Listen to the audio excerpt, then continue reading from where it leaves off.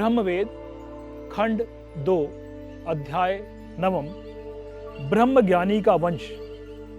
ब्रह्मवेद का अध्ययन करना और उसके ज्ञान को प्रसारित करना ब्रह्मज्ञानी होने का एक प्रकार है।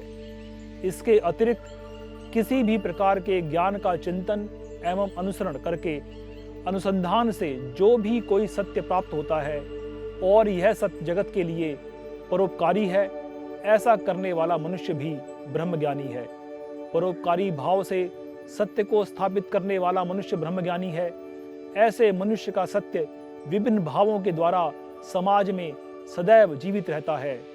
जीवन मात्र एक स्थिति नहीं अपितु एक भाव भी है।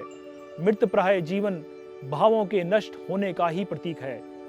सभी ब्रह्मज्ञानी जो परोपकारी भाव से सत्य से समाज को अवगत कराते हैं, वे सदैव जीवित रहते हैं। वे अनेक ब्रह्मांशों में निवास करते हैं। ऐसे ब्रह्मज्ञानियों की मृत्यु संभव ही नहीं। ऐसे ही लोग जीवन की निरंतरता का सच्चा प्रतीक है। ब्रह्म जो सभी जीवनों का स्रोत है, ब्रह्म जिस प्रकार स्वयं को विभक्त करके ऐसे जीवन उत्पन्न करता है जो स्वयं ब्रह्म के जीवन को पुष्ट करते हैं, वैसे ही स्वयं के विभक्त होने पर भी ब्रह्मज्ञानी पूरे जगत में विस्तार पा लेते हैं और जगत में कभी मृत्यु को नहीं प्राप्त होते।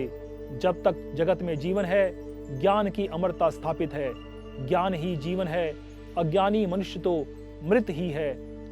शरीर जिसे भूमि से पोषण मिला, वायु से जीवन की ऊर्जा संचारित हुई, जल जिसने जीवन का पोषण किया और आकाश जो व्योम का स्वरूप है, जिस आकाश में सभी अवयव विचरण करते हैं, आकाश जो शरीर में व्याप्त शून्य भी है, जिससे भूमि, जल तथा वायु स्वयं की स्थिति को बनाए रखते हैं तथा परिवर्तन ला सकते हैं। इसी का संयुक्त आकार शरीर है। शरीर नष्ट होने पर पुनः इन्हीं तत्वों में विलीन हो जाता है। मृत्यु के पश्चात शरीर का उपयोग नहीं रहता, परंतु यदि मनुष्य अंगदान करे तो वह नए जीवनों में फिर से अपना जीवन आरंभ कर सकता है। अंगदान स्वयं को अमृत की ओर ले जाने का उत्तम प्रयास है। ज्ञान के दान के पश्चात अंग का दान ही श्रेष्ठ है। अंगदान देने वाला भी ब्रह्मज्ञानी के समान पूजनीय है। विभक्ति और संयुक्ति से जीवित यह ब्रह्मांड ऐसे प्रयास से जीवंत हो जाता है, इससे स्वयं ब्रह्म का सम बढ़ता है। एक निष्क्रिय जीवन मृत्यु के पश्चात अंगदान से सजीव हो उठता है।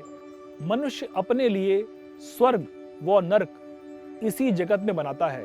बुरे कर्म व आलस्य से ग्रस्त जीवन उसके वंश को नष्ट कर देते हैं, जबकि उसके द्वारा अच्छे कर्म व उसकी ऊर्जा मनुष्य की आगे आने वाली पीढ़ियों को इस जगत में जीवित रखती हैं।